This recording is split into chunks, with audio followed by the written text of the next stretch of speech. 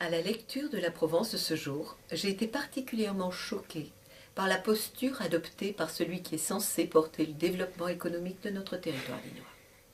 Celui-ci rejette toute responsabilité du désert économique qu'est devenu le pays dinois, en accusant certains propriétaires de pratiquer loyers et prix de locaux prohibitifs.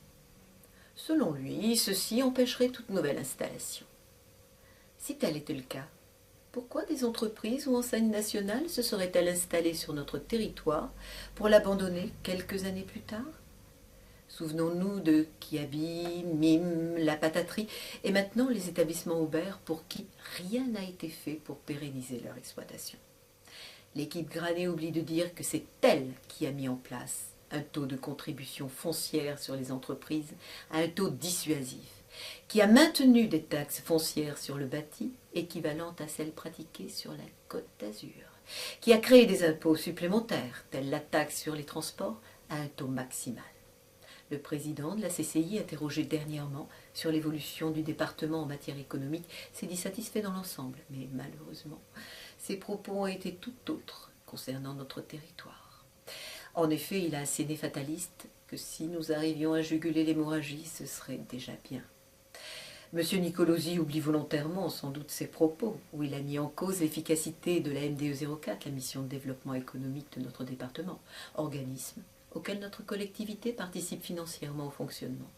Il oublie aussi son incapacité à mettre en œuvre le programme FISAC, le Fonds d'intervention et de sauvegarde de l'artisanat et du commerce, au bout de 3 ans et demi de mandat, alors que d'autres en un an l'ont mis en place, améliorant ainsi et redynamisant leur artisanat et leur commerce dans leur agglomération.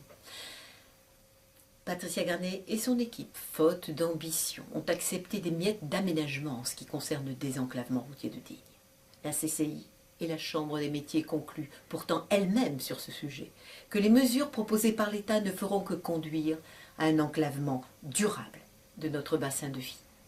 Il faut à la tête de nos collectivités non pas des gens augmentant sans cesse la pression fiscale sur les habitants et les entreprises afin d'assurer leur train de vie et d'entretenir leur électorat, mais des gens courageux et déterminés pour qui 1 euro d'argent public dépensé le sera pour les habitants et les entreprises.